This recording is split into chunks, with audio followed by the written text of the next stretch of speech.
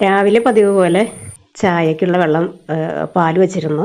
ചായ റെഡിയായി കഴിഞ്ഞപ്പോൾ ചായ ഒന്ന് കുടിച്ച് അതിനുശേഷം നമ്മുടെ ഇഡ്ഡലിക്ക് അരച്ച് വെച്ച ബാറ്റർ ഇപ്പോൾ നല്ല തണുപ്പാണെങ്കിലും അത്യാവശ്യം നല്ല രീതിയിൽ ഫെർമെൻറ്റേഷനായി വന്നിട്ടുണ്ട് കേട്ടോ. അപ്പോൾ ഇനി ഇഡ്ഡലി ഉണ്ടാക്കാൻ വേണ്ടിയിട്ട് ഞാൻ ഇതുപോലെ തട്ട് വെച്ചിട്ടുണ്ട്. അപ്പോൾ മാവ് അരച്ച് വെച്ചിട്ടുണ്ടെങ്കിൽ ആദ്യത്തെ പ്രാവശ്യം ഞാൻ ഇഡ്ഡലിയാണ് ചെയ്യാറ് കേട്ടോ. ഫ്രിഡ്ജിൽ വെച്ച് കഴിഞ്ഞാൽ ഇഡ്ഡലി എടുത്ത് ശരിയാക്കുമ്പോൾ അത്ര സെറ്റ് ആവാറില്ല. പിന്നീട് ദോശ ഉണ്ടാക്കും ഫ്രിഡ്ജിൽ നിന്ന് എടുത്തിട്ട്.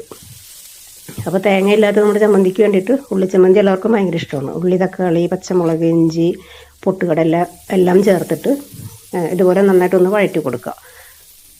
എന്നിട്ട് ചമ്മന്തിയായിട്ട് താളിച്ചൊഴിക്കാം. നന്നായിട്ടൊന്ന് മിക്സ് ചെയ്ത് കൊടുക്കാം. നല്ല സൂപ്പർ ടേസ്റ്റാണ്. നമ്മൾ ഹോട്ടലിൽ നിന്നൊക്കെ വാങ്ങുന്ന ചമ്മന്തിയേക്കാളും നല്ല ടേസ്റ്റാണ് ഇങ്ങനെ നമ്മൾ വീട്ടിൽ തന്നെ ചമ്മന്തി റെഡിയാക്കി എടുക്കുമ്പോൾ. അത് തിക്നെസ്സിൽ എടുക്കുകയും ചെയ്യാം, കുറച്ച് വെള്ളം ചേർത്ത് ലൂസാക്കി എടുക്കുകയും ചെയ്യാം. ഇനിയിപ്പോൾ ബ്ലാക്ക് ടീ റെഡിയാക്കി വെച്ചിട്ടുണ്ടെങ്കിൽ അത്യാവശ്യക്കാർക്കൊക്കെ വേഗം വന്ന് ബ്രേക്ക്ഫാസ്റ്റ് കഴിക്കാം. അപ്പോൾ പുറത്ത് നോക്കുമ്പോൾ നല്ല മഴയാണ് കേട്ടോ. ആകാശമൊക്കെ ഇങ്ങനെ കറുത്തിരണ്ടിട്ട് നന്നായിട്ട് മഴയ്ക്കുള്ള ചാൻസ് ഉണ്ട്. അപ്പോൾ ഇഡലിയും ചമ്മന്തിയൊക്കെ ചേർത്ത് ബ്ലാക്ക് ടീ ഒക്കെ ചേർത്ത് കുടിച്ചിട്ട് ബ്രേക്ക്ഫാസ്റ്റ് അങ്ങനെ കഴിഞ്ഞു.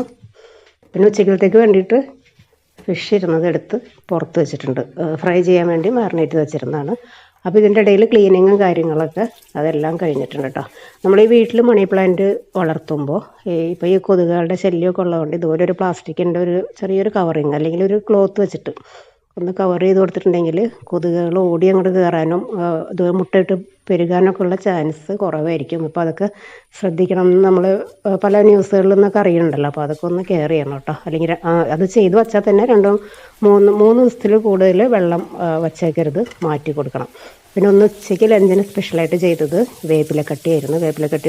വേപ്പിലയും ഇത് കുറച്ച് വാളംപുളി, കുറച്ച് തേങ്ങ, ഇഞ്ചി, പച്ചമുളക് എല്ലാം കൂടി ചേർത്തിട്ട് നന്നായിട്ടൊന്ന് ഫ്രൈ ചെയ്ത് മാറ്റി വെച്ചിട്ടുണ്ട്. സെയിം പാനിലേക്ക് തന്നെ അങ്ങനെ ഉള്ളി, പച്ചമുളക്, ഇഞ്ചി എല്ലാം വഴറ്റി ഇതുപോലെ ഇത്തിരി വെള്ളമൊക്കെ ചേർത്ത് പുളിക്ക് വേണ്ടി വിനീഗറൊക്കെ ഒഴിച്ചിട്ടുണ്ട്.